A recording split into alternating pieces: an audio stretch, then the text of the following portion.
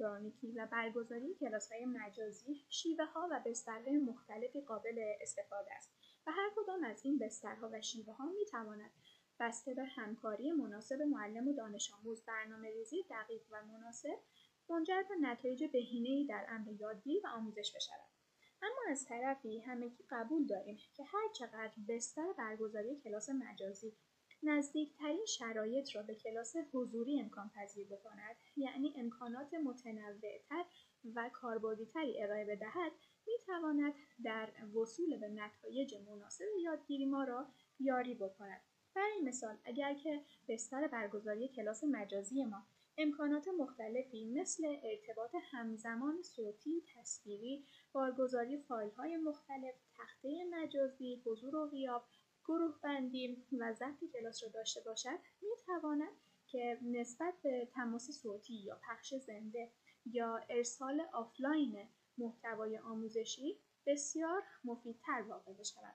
به همین جهت قصد داریم در این ویدیو نحوه ورود به کلاس مجازیشان و امکانات مختلف آن را بررسی کرده و در کنار یکدیگر مرور بکنیم. پس با ما همراه باشید. به این منظور پس از ورود به گروه کلاس مد نظر روی نام گروه کلیک می‌کنیم و گزینه کلاس مجازی را از بخش اطلاعات گروه انتخاب می‌کنیم.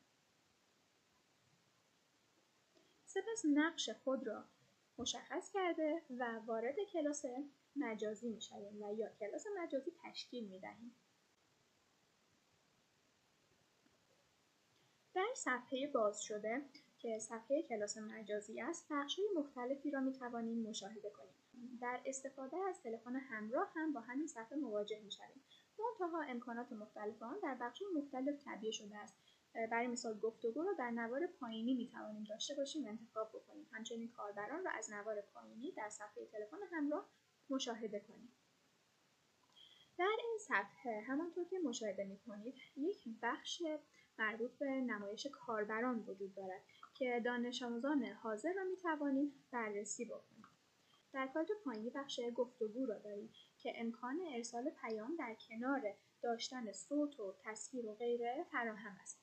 یکی از امکاناتی که این بخش فراهم می‌کند خصوصی کردن گفتگو است، به طوری که از دانش آموزان سوالی اگر کردیم و ایشان پیامی را نوشتن، پیام آنها برای یکدیگر قابل رؤیت نباشد و این می‌تواند یک ابزار و امکان جالب و کاربردی واقع بشود. در نوار بالایی مواردی مثل دوربین و میکروفون را می‌توانید فعال بکنید تا صدا و تصویر ما برای دانش آموزان نمایان شود. با استفاده از گزینه بلندگو و فعال یا غیر فعال کردن آن، صداهای داخل کلاس برای ما پخش می‌شود یا پخش نمی‌شود. اما بخش اصلی این ابزارها هستند که در لیست آن همانطور که مشاهده می‌کنید ابزارهای مختلفی وجود دارد. اولین آنها وایت بورد هستش که با فعال کردن آن تخته سفید را مشاهده خواهیم کرد که برای دانش آموزان هم نشان داده می شود و می توانیم روی آن عملیات مختلف نوشتاری را به دانش آموزان هم نشان بدهیم یا تمرینات مختلف را انجام بدهیم. در صفحه وایت بورد و در نوار بالایی امکانات مختلف نظیر استفاده از مداد برای ترسیم، وارد کردن متن، وارد کردن اشکال مختلف در صورت نیاز، استفاده از هایلایتر و قلم‌های مختلف، تعیین رنگ‌های مختلف را داریم. در این بخش هم می‌توانیم که صفحه را دانلود بکنیم، رنگ زمینه آن را تغییر بدهیم و یا صفحه را پاک بکنیم. می‌توانیم بین صفحات مختلف هم جابجا بشویم.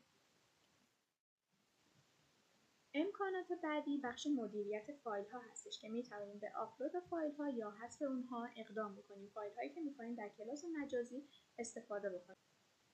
از بخش اشتراک صفحه نمایش هم می‌توانیم که صفحات مختلف مد نظرمان رو با دانش آموزان به اشتراک بگذاریم. برای مثال می‌توانیم فایل کتاب ها رو در PDF فان باز کنیم و از این بخش برای نمایش آنها استفاده بکنیم.